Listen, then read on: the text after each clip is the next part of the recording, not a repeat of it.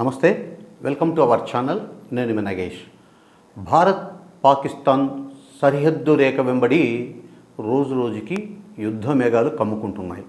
పహల్గామ్లో ఉగ్రవాదులు భారత్ అలాగే ఇతర దేశాల నుంచి వచ్చిన పర్యాటకుల మీద ఇటీవల కాల్పులు జరిపి చంపడం, విచక్షణారహితంగా కాల్పులు జరిపి చంపడం. ఒక రకంగా ఈ చర్యతో ఉగ్రవాదులు భారత ప్రభుత్వానికి బహిరంగంగా, అంటే కాశ్మీర్లో మా ప్రాబల్యం మేము వదులుకోము, కాశ్మీర్ ఎప్పటికీ కూడా పాకిస్తాన్ వైపే ఉంటుంది, ఇక్కడ ఉగ్రవాద కార్యకలాపాలు నిరంతరం జరిగి తిరుగుతూనే ఉంటాయి, ఏం చేసుకుంటారో చేసుకోండి అనేలా ఒక రకంగా బహిరంగంగా ఒక హెచ్చరిక జారీ చేసినట్లయింది. ఇది ఉగ్రవాద సంస్థలు.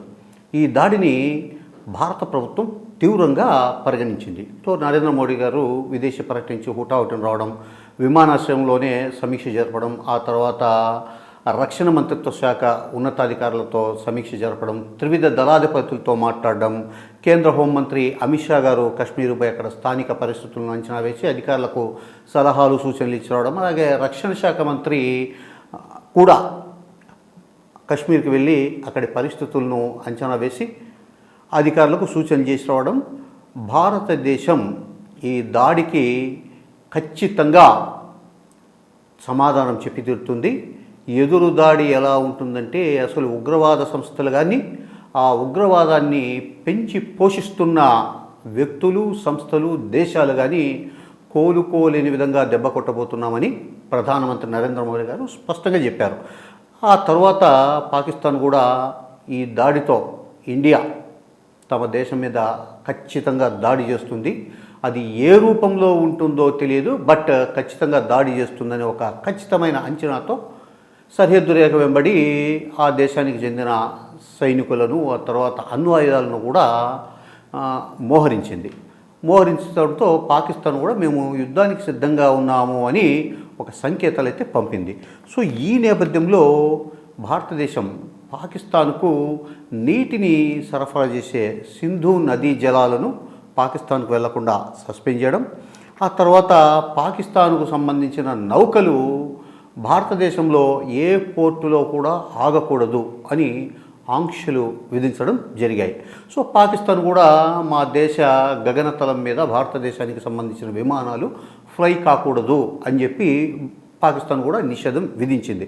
మన దేశం కూడా ఆ దేశానికి సంబంధించిన విమానాలు భారత గగనతలంలో చక్కర్లు కొట్టకూడదు, రాకూడదు, ప్రయాణించకూడదు అనే ఒక నిషేధం విధించే దిశగా ఆలోచనలు కూడా చేస్తూ ఉన్నట్లు వార్తలు అయితే వస్తున్నాయి. మొత్తం మీద నిన్న కూడా మోడీ గారు త్రివిధ దళాధిపతులు, ఆ తర్వాత రక్షణ శాఖ సలహాదారులతో ఒక అత్యున్నత స్థాయి సమావేశం జరిపారు. పాకిస్తాన్ మీద దాడి ఏ రకంగా చేయాలి, ఎలా చేయాలి, ఎప్పుడు చేయాలి, అది ఏ రూపంలో ఉండాలి అని వ్యూహం అమలుపరిచి, వ్యూహం ఏర్పాటు చేసుకొని అమలుపరిచే శక్తియుక్తులు త్రివిధ దళాధిపతులకు, ఆ తర్వాత త్రివిధ దళాలకు ఉన్నాయి. ఈ విషయంలో త్రివిధ దళాలకు మొత్తం పూర్తి స్వేచ్ఛ ఇస్తున్నాము. ఎప్పుడు ఎక్కడ ఎలా దాడి చేయాలనేది, ఎవరి మీద దాడి చేయాలనే విషయం కూడా వారికి పూర్తి స్వేచ్ఛ ఇస్తున్నామని చెప్పి ప్రధానమంత్రి నరేంద్ర మోడీ గారు ప్రకటించారు. సో దీన్ని బట్టి చూస్తే పాకిస్తాన్ను దెబ్బతీయడానికి, దెబ్బ కొట్టడానికి, పాకిస్తాన్ మీద యుద్ధం చేయడానికి భారతదేశం సంసిద్ధమవుతోందనే ఇండికేషన్స్ స్పష్టంగా మనకు కనపడిస్తున్నాయి. అయితే గతంతో పోలిస్తే మనము 2001లో పార్లమెంటు మీద కూడా పాకిస్తాన్ ఉగ్రవాద సంస్థలు దాడి చేశాయి.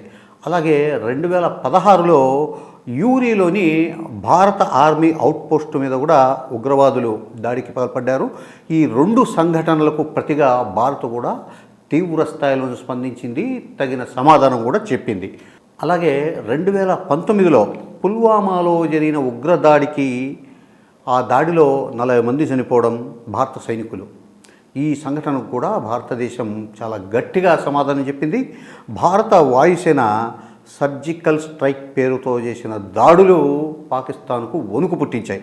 సో ఈ నేపథ్యంలోనే ఇటీవల మళ్ళీ ఉగ్రవాద సంస్థలు భారత పర్యాటకుల మీద కాశ్మీర్లో దాడి చేయడం, వాళ్ళు మరణించడంతో ఈసారి భారతదేశం పాకిస్తాన్ మీద సర్జికల్ స్ట్రైక్స్ లాంటి రహస్య దాడులు కాకుండా డైరెక్ట్గానే దెబ్బ కొట్టాలి అని చెప్పి భారతదేశంలో ఉండే మెజారిటీ ప్రజలు ఆకాంక్షిస్తున్నారు.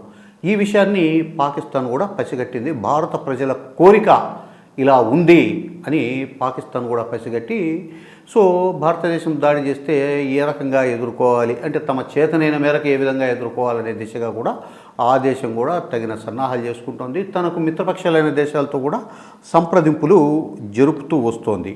సో ఈ నేపథ్యంలోనే సరిహద్దు రేఖ వెంబడి సైనిక బలగాలను అణ్వాయుధాలను కూడా సిద్ధం చేసినట్లు వార్తలు వస్తూ ఉన్నాయి. అయితే ఇప్పుడుండే పరిస్థితుల్లో పాకిస్తాన్ తీవ్రమైన ఆర్థిక సంక్షోభంలో ఉంది. అక్కడ ద్రవ్యోల్బణం 40% చేరింది.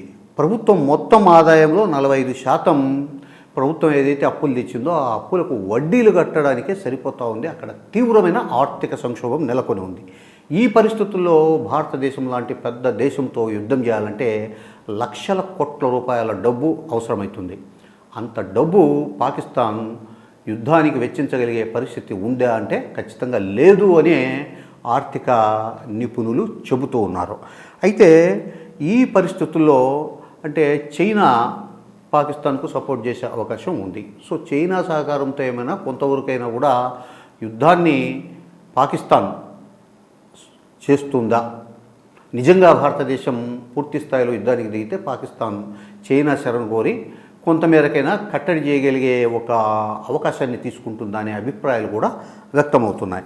అయితే ఈసారి ఒక గొప్ప శుభ పరిణామం ఏమంటే అమెరికా సహజంగా పాకిస్తాన్కు మద్దతు పలుకుతూ వచ్చేది ఇంతవరకు కూడా. సో మోడీ గారు అమెరికాతో చేసుకున్న వాణిజ్య ఒప్పందాలు కానివ్వండి, ఆ తర్వాత స్నేహ సంబంధాలు కానీ అంటే డైరెక్ట్ అమెరికా అధ్యక్షులు జో బైడెన్తో కానీ ఇప్పటి అధ్యక్షుడు ట్రంప్తో కానీ డైరెక్ట్ స్నేహ సంబంధాలు కానీ వాణిజ్య ఒప్పందాలు కానీ వీటన్నింటి నేపథ్యంలో అమెరికాకు భారత్కు కూడా ఒక రకమైన స్నేహపూర్వక వాతావరణం ఏర్పడింది. దీనికి తోడు ట్రంప్ ప్రపంచంలో ఏ దేశంలో ఎక్కడ ఉగ్రవాద కార్యకలాపాలు జరిగినా కూడా ఆ ఉగ్రవాద సంస్థల్ని ఉగ్రవాద కార్యకలాపాలని అణచివేస్తామని చెప్పేసి గట్టిగానే ప్రకటిస్తూ వస్తున్నారు. దానికి స్టిక్ అని ఉన్నారు. సో ఈ నేపథ్యంలో అమెరికా ఒకవేళ ఇండియా పాకిస్తాన్ మీద యుద్ధమే చేయాల్సిన పరిస్థితి వస్తే తాము భారత్కు అండగా ఉంటామని ప్రకటించడం అనేది నిజంగా కూడా ఒక శుభ పరిణామం. అలాగే భారతదేశానికి ఎప్పటి నుంచో స్నేహపూర్వక దేశమైన రష్యా ఈసారి ఉక్రెయిన్తో ఆ దేశం యుద్ధం చేస్తున్న పరిస్థితుల నేపథ్యంలో మనకు సైనిక పరంగా కానీ ఆయుధాల పరంగా కానీ ఆర్థిక పరంగా కానీ రష్యా అయితే ఎలాంటి సహాయం చేసే పరిస్థితుల్లో లేదు. ఇకపోతే ఇజ్రాయెల్ దేశం కూడా ఒకవేళ భారత్ పాకిస్తాన్తో యుద్ధం చేస్తే మేము సంపూర్ణంగా సహకారం అందిస్తామని చెప్పి ప్రకటించింది. ఆ దేశ ప్రధాని నెతన్యాహుకు సంబంధించిన బృందం ఎక్స్ వేదికగా ఈ ప్రకటన చేసింది. సో ఇది కూడా ఒక శుభపరిణామం. శత్రు దేశంతో యుద్ధం చేయాలంటే కేవలం ఎత్తుగడలే కాదు, అంతర్జాతీయ స్థాయిలో ఉన్న వివిధ దేశాలతో పాకిస్తాన్కు ఉన్న స్నేహ సంబంధాలు, భారత్కు ఉన్న స్నేహ సంబంధాలు, ఆ దేశ సైనిక బలగాల సంఖ్య, ఆ దేశ సైనిక బలగాలు అణ్వాయుధాల సంఖ్యాబలం, మన దేశ సైనిక బలగాలు అణ్వాయుధాలు ఆర్థిక బలము ఇవన్నీ కూడా అంచనా వేయడంతో పాటు ఏ దేశం ఎవరికి సపోర్టుగా వస్తుంది, సపోర్టుగా వచ్చిన దేశానికి ఉన్న ఆర్థిక బలమేంది, ఆ తర్వాత ఆయుధ బలమేంది, సైనిక బలమేంది ఇవన్నీ కూడా ఇప్పుడు ప్రధాని మోడీ నేతృత్వంలోని ఒక టీము అంచనా వేస్తూ ఉంది.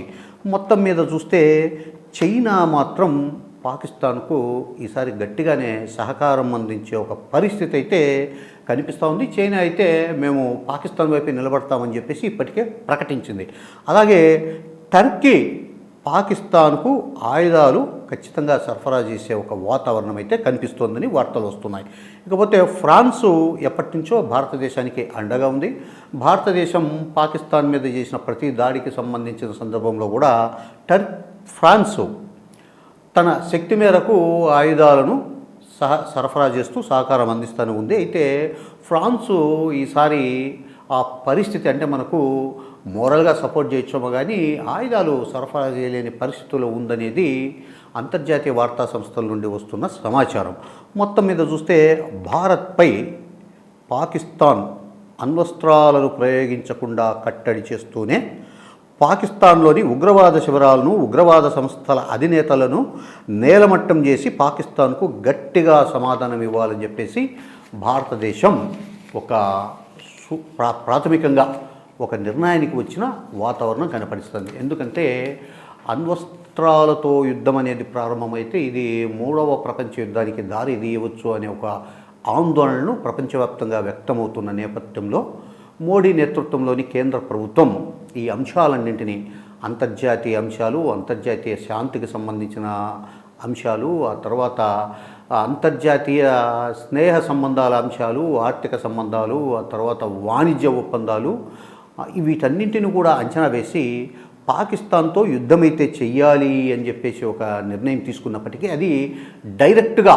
ఇప్పటికిప్పుడైతే గినా పాకిస్తాన్ మన మీద అణ్వస్త్రాలను ప్రయోగించడం కానీ, లేదు మనం పాకిస్తాన్ మీద అణ్వస్త్రాలను ప్రయోగించే పరిస్థితి తేకుండా యుద్ధం అయితే ఖచ్చితంగా చేయాలి.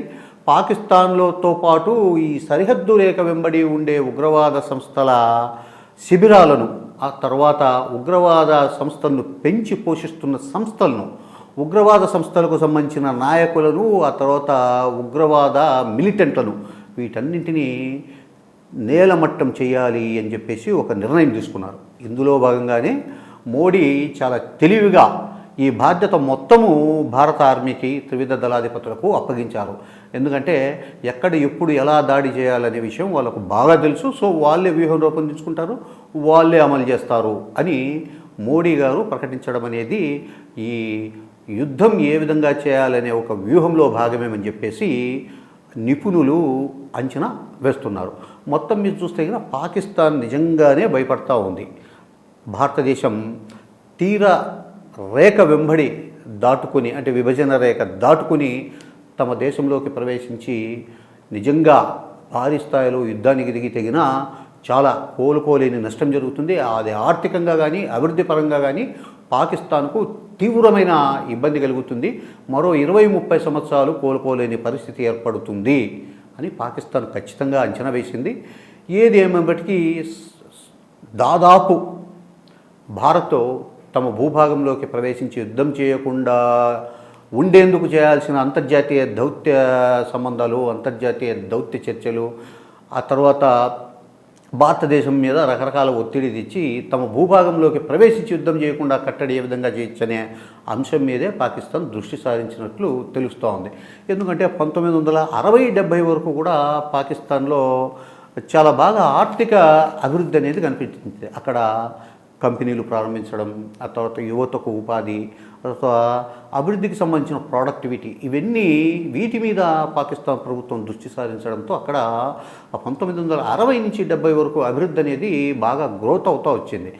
ఎప్పుడైతే పాకిస్తాన్ భారతదేశం మీద ఈర్ష్య పెంచుకొని ఉగ్రవాదాన్ని పోషించడం, ఉగ్రవాద సంస్థలకు అండగా ఉండడం, ఇలాంటివి చేసి సీమాంతర ఉగ్రవాదాన్ని ఎప్పటి నుంచి అయితే పెంచి పోషిస్తూ వచ్చిందో ఆ దేశంలో అంతర్గతంగా కూడా ఈ ఉగ్రవాద సంస్థలు ప్రభుత్వాలకు సవాలు విసరడము, తర్వాత రకరకాల సమస్యలతో పాకిస్తాన్ ఆర్థిక పరిస్థితి రోజు రోజుకు దిగజారుతూ వచ్చి ఇప్పుడు తీవ్ర ఆర్థిక సంక్షోభంలో పడిపోయింది.